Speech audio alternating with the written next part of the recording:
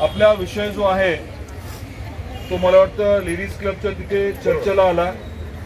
त्यानंतर परत पुण्याला जात असताना त्यांचा माझा फोनवरती बऱ्यापैकी विस्तृत बोलणं झालं। त्याच्यामध्ये त्यांनी मला स्वतःहून शब्द दिला की त्या आणि सरकार या विषयाच्या बाबतीत निश्चित सकारात्मक आहे।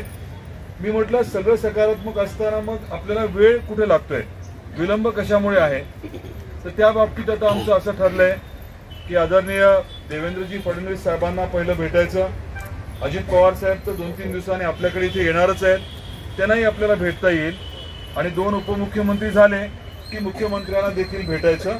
आणि आपला हा विषय जो आहे तो आता 100% तुम्ही म्हणाल ते मान्य होईल असं मी म्हणणार नाही, परंतु निश्चितपणे याच्यामध्ये योग्य तोडगा काढण्याचा प्रयत्नच नाही तर निश्चितपणे त्याच्यामध्ये मार्ग आपण काढू, हा परत एकदा मी तुम्हाला शब्द देतो। त्याच्यामध्ये आपलं देखील सहकार्य नक्की गरजेचं आहे। आपण जो संप, खरं तर आई संपावरती जाऊ शकते का? मुलांचं काय होणार? त्यामुळे माझी आपल्याला विनंती आहे की आपण फक्त कुठल्या तरी कर्मचारी आहात किंवा कुठल्या तरी मानधनासाठी आपण काम करताय असं नाहीये, हे मला माहिती आहे। त्याच्या खूप पलीकडे तुम्ही सेवा देताय। त्यामुळे या संपाच्या बाबतीत देखील आता तुम्ही 30 दिवस होऊन गेले, कोण तुमच्याशी काय बोलले मला माहित नाही, परंतु ही अशी परिस्थिती असणंच योग्य नाहीये। तर लहान लेकरांची काही चूक आहे का? त्यांना त्रास होतोय ना, ते नाही मान्य, तुमचं मी चुकीचं म्हणत नाही, मी असं म्हटलेलं नाही। मी परत सांगतोय की तुमचं जे आहे ते योग्यच आहे, परंतु त्या लेकरांचा पण आपल्याला विचार करावा लागणार आहे। सरकारच्या दारी, सरकारकडे तुमची जी काही काय बाब आहे, तुमचं जे काही म्हणणं आहे ते मी अजून ताकदीने मांडतो। लवकरात लवकर बैठक कशी घेता येईल यासाठी मी आज उद्यामध्येच बोलतो, देवेंद्रजींशी बोलून वेळ साधारण कधी मिळू शकतो हे बघतो आणि शक्यतो मी देखील आपल्याबरोबर येईन बैठकीला, शक्यतो येईन मी। आता इथेच मी कशा तरी अडकलो तर सांगता येत नाही, पण वेळ देवेंद्रजींची घेऊन देण्याची जबाबदारी मी नक्की स्वीकारतो। आदितीताई देखील या बाबतीमध्ये सकारात्मक आहे आणि सगळ्यात महत्त्वाचं म्हणजे मलाच हे पटत नाहीये दोन्ही गोष्टी। तुम्हाला अपेक्षित जो आहे तो न्याय टप्प्याटप्प्याने तरी मिळायला हवा। काही गोष्टी ठरल्या होत्या, त्याला विलंब लागतोय, तेही योग्य मला वाटत नाही। आणि तुम्ही संपावरती गेल्यामुळे मुलांना जो काही त्रास होतोय तो देखील योग्य वाटत नाही। आज आपण सर्वजण एवढ्या मोठ्या संख्येने आलेले आहात, स्वाभाविकच आहे की कोणाला असं काही उपोषण करायला किंवा कोणाला असं संपावरती जायला आवडत नसतं।